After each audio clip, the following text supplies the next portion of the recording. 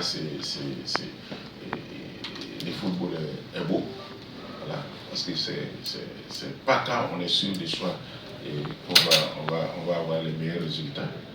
Des fois, on peut être très sûr et ne pas passer, comme on peut être moins bon et passer. Mais pour ce match, nous on s'est préparé conséquemment pour venir le jouer, voilà, et rentrer au Burkina, et voilà, avec la meilleure des manières.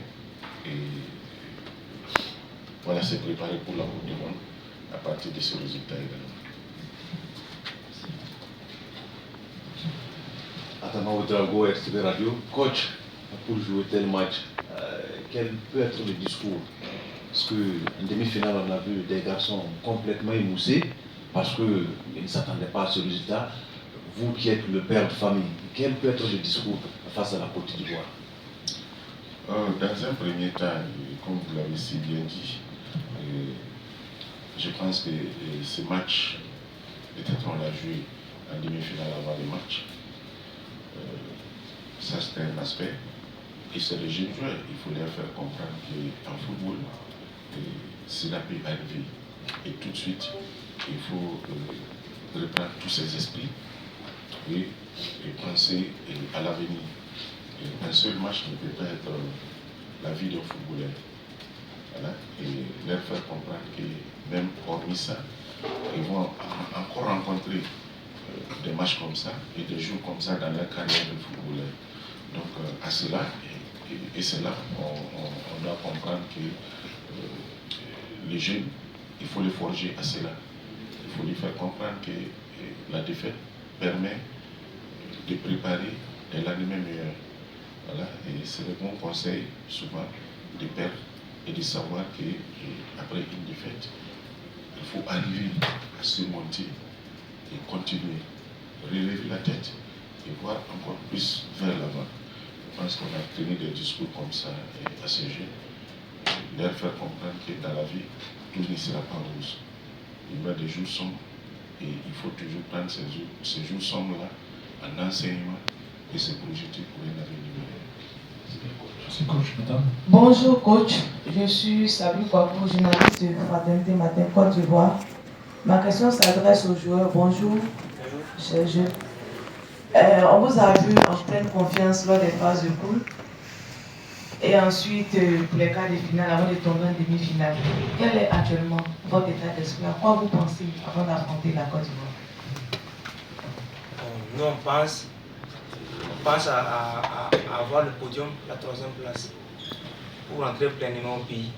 Parce que si on a pu avoir la 3e place, on va certainement oublier la demi-finale. On a perdu. Merci. Monsieur. Voilà, bonjour coach. Absoba Aïda. Merci.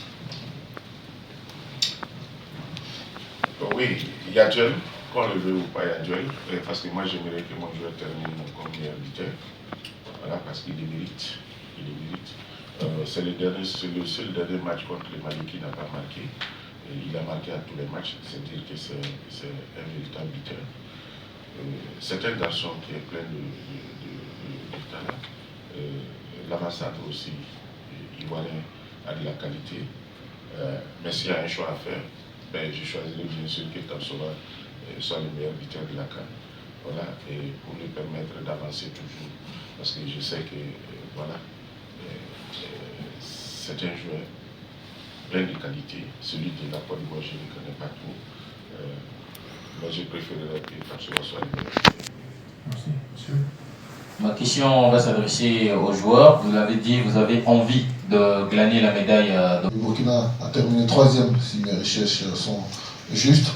Et vous avez certes réussi à obtenir le sésame pour la Coupe du Monde, mais l'objectif principal dans cette campagne-là, c'était aussi d'aller en finale et pourquoi pas remporter pour la 2e fois cette compétition-là, puisque au démarrage de la campagne, la question a été posée dans cette même salle, vous avez dit que vous venez pour gagner. Aujourd'hui, vous vous retrouvez donc en demi-finale, pardon, en match de classement. Ne pensez-vous pas que vous n'avez pas atteint votre objectif? Oui, on dirait oui et non.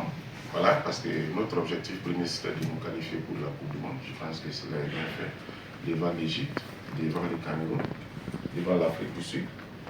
C'est le nom qui ronfle l'Afrique en matière de football. Et on a pu sortir. Je pense qu'il ne faut pas l'occulter. Ça a été bien. En quart de finale, c'est également un grand du continent qui est tombé, et par la plus belle des manières. Et en demi-finale, peut-être on a été surpris voilà, par le Mali, parce que peut-être il y a eu des insuffisances de part et d'autre que nous sommes en train de mettre sur la table pour ne plus que ce genre de choses reviennent. Ben, repartir avec le bronze, pour nous, ça ne serait pas ne pas atteindre son objectif. C'est vrai, l'objectif principal maintenant, c'était de repartir avec le trophée, parce qu'on s'était dit qu'on avait les moyens de le faire. Mais comme je l'ai dit, nous sommes en football et les choses ne peuvent pas aller comme on le voudrait. Nous, on est déçus. On est déçus de n'avoir pas atteint pleinement cet objectif. Mais je pense que voilà, nous sommes quand même amis, sinon je dirais à plus que la moitié de nos objectifs. Et nous allons faire tout pour que nous puissions repartir avec le bronze. Et ça serait une satisfaction, même si elle n'est pas totale, pour ces jeunes-là qui ont quand même prouvé de bonnes choses et qui ont montré aux yeux du monde qu'ils avaient du talent et qui ont montré également qu'ils avaient de la qualité pour poursuivre leur carrière et aller le plus loin possible. Merci coach. S'il vous plaît, monsieur. Alors coach, lors du FOAB, vous avez gagné cette même équipe de la Côte d'Ivoire. Est-ce que pour vous, ce match sera un match de suprématie sur la Côte d'Ivoire ou comment est-ce que vous voyez ce match? Non, c'est ce que j'ai dit, nous sommes en football, c'est un autre match qui vient demain. C'est vrai, à l'IFOAB, en finale de l'IFOAB, on les avait fait 3-1. Si on ne s'en tient qu'à ça, nous on a été battre le Mali 2-0 au Mali.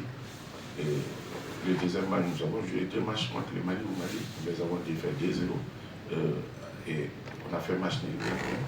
C'est dire que la vérité du football d'hier n'est pas celle de demain. Donc il ne faut pas dormir sur ses lauriers et pour être surpris encore. Non, nous allons nous préparer conséquemment pour jouer un autre match différent de ce que nous avons joué à la finale de l'IFOAB. Donc non, c'est vrai, c'est un facteur qu'il faut prendre en football, mais il ne faut pas dormir là-dessus parce qu'il y a eu beaucoup de changements. Voilà. N'oubliez pas que l'URM a frappé pratiquement 8 de nos joueurs qui étaient à l'IFOAB. Voilà, ça veut dire que j'ai pratiquement perdu 8 titulaires qui étaient à l'IFOAB. C'est une nouvelle équipe qui est venue ici. Donc ce n'est plus les mêmes données. Il faut repartir sur de nouvelles bases. Merci coach. Et coach, c'est vrai que là, nous sommes à 8 mois de la Coupe du Monde. Justement, dans 8 mois, il y aura cette compétition-là. Est-ce que déjà vous y songez? Est-ce que vous comptez bonifier ce groupe que vous avez en ce moment pour la Coupe du Monde? Bien sûr, bien sûr. Je pense que c'est un langage que j'ai tenu avec mes joueurs. Moi, je leur parle franchement. Voilà, je dis ceux qui vont me convaincre, qui resteront dans le groupe. Les aigles du Mali ont joué sur votre point faible. Une fois qu'ils vous ont privé de la balle, l'état d'esprit n'était pas le même, la colère a commencé à surmonter, des passes ratées. Est-ce que cette fois-ci, vous avez fait le nécessaire pour ne plus tomber dans ce même piège une fois que votre adversaire face à vous va essayer de jouer, vous priver du ballon et surtout gagner votre mental? Eh bien, on va essayer de faire notre jeu comme on a l'habitude de faire. Bon. Même si l'adversaire nous prive du ballon, on va essayer de bien défendre. Comme on va suivre les consignes du coach, bien défendre et essayer de marquer sur les occasions qu'on va gagner.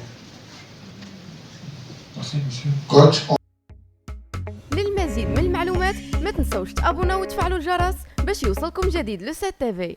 هذا البرنامج قدم لكم من طرف كوتي سبور. كوتي سبور منتوجة المغربية للألعاب والرياضة. MDGS نربحوا الرياضة.